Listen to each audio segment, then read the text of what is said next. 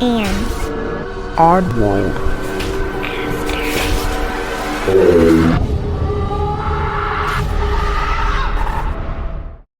Hey oddballs, I'm your host Jensen, and welcome to episode 174.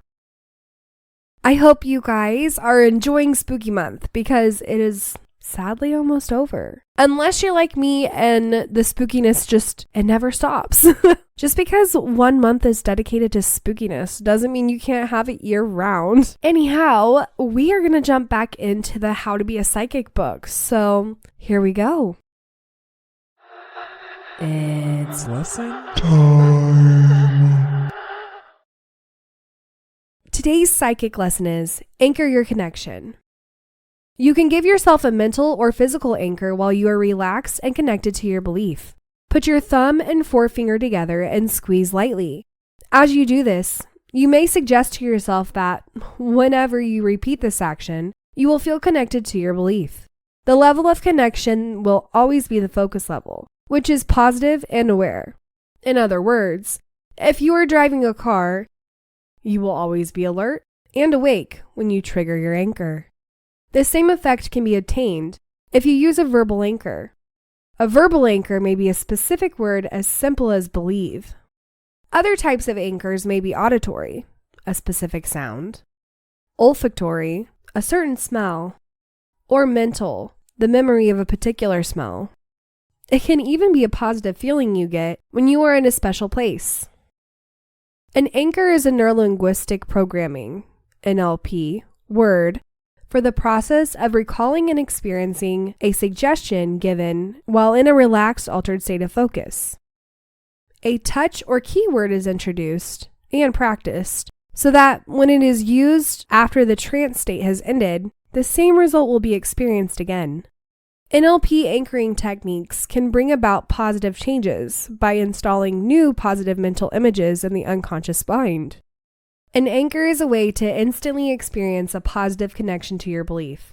The more you practice making this connection, the easier it will be for you to make. If you consciously practice triggering your anchors, you will begin to do it automatically with a short period of time. The more comfortable you become communicating with your belief, the more confidence you will have in it. It is possible that you may have already been using negative anchors, probably without any conscious awareness on your part at all. They can trigger self-doubt. When you are connected to your psychic ability, a negative anchor may trigger and bring back an old fear or doubt. If this is the case for you, then you may use your positive belief anchor to reframe a negative one. One concept of NLP is that the brain is like a computer. It operates on the program that has been installed in it, unless a different program is installed. A refrain is the installation of a new mental program. This is accomplished when the unconscious mind is open to new suggestion. Honestly, this could be a little hack for self-improvement too. If you feel like negative about yourself, you could start feeling positive about yourself if you can trigger yourself to feel a certain type of way when you start to feel negative about yourself. Like if you start saying the word belief or whatever the book said, and you start feeling better about yourself. I like these little psychic lessons because I'll just take them and twist them. And yes, you can obviously use this to find your psychic ability and your belief and all that, but you could also apply it to other aspects of your life. And I think that's pretty cool. So anyhow, let me know your thoughts and comments down below, and we're going to go ahead and move on to stories. This comes from pure_pangolin_4332 on Reddit. I need to share this with someone because for the first time since moving into this house, I finally saw him. I moved into this house over 10 years ago. Since moving into this house, my room has always felt weird to me. Then one day, my light started flickering, but just in my room. I thought the house was old, so thought nothing of it. But then things started falling off my desk and shelves. Again, I was trying to rationalize, so I thought I was just really clumsy, or my walls were bumping things off. I don't know. Then I decided to try to see by placing my book further away from the edge. I saw it sliding slowly off of my desk and fall, all while lights were flickering. That pretty much solidified it for me that there's something in my room. So I go about my life, making peace with whatever is there. I named my ghost Chad because he acts like a teenage frat boy in college. More things started happening, and we came to an understanding. Fast forward to about a month ago, I started seeing this girl who is also into paranormal activity. I start telling her about Chad and how much of an ass he is. He's not malevolent, just a dick. I keep saying this over and over. Somehow I think Chad heard it. Last night, as I was getting ready for bed, my light started flickering. I say goodnight to Chad, as he'll do that sometimes, turn the lights off for me.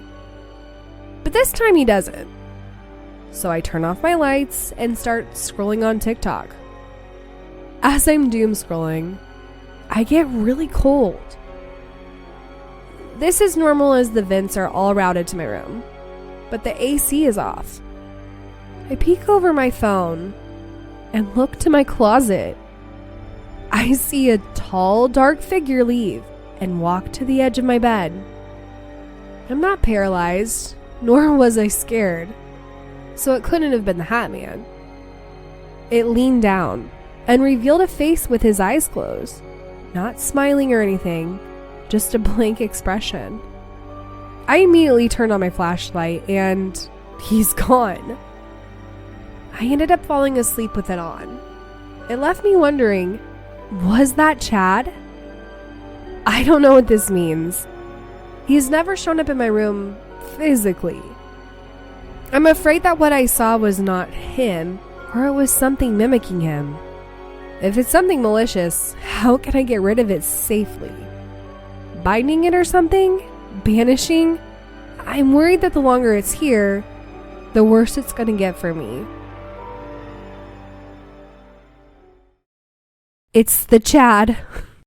I'm so sorry. That is a Charlie's Angels reference, and that is all I could think of when I was reading this story was, it's the Chad. It might be the Chad. Oh goodness, but this is crazy. I love that you've just kind of like come to terms with your little ghost and you're like, yep, it's just Chad just doing dumb things. And you know what? Maybe that was Chad and it's nothing malevolent, but Chad was just showing you his face finally, and it honestly would scare the shit out of me. But maybe he was kind of pissed off, like, hey, why are you calling me a dick? He's like, I'll show you what it's like being a dick. So yeah, I just think it's the Chad. I really do. I think that you offended either him or whatever it is, and I think they just wanted to scare you maybe a little bit. I really don't know if it's anything bad, because why would that pop up now? You know what I mean? Unless this whole time this thing has been mean and you're just playing it off like, nah, this ain't shit. You know what I mean? Like,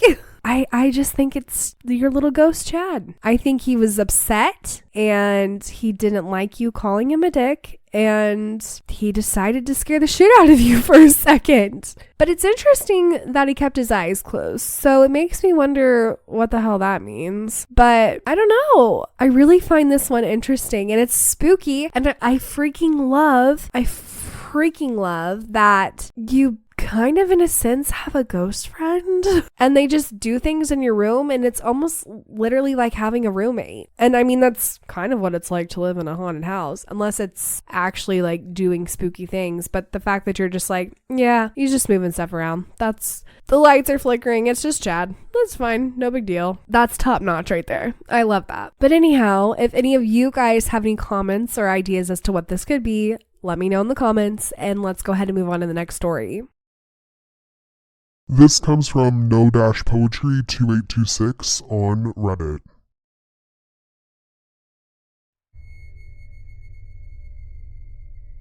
I moved out of the house almost 2 years ago and had some crazy experiences that I vividly remember.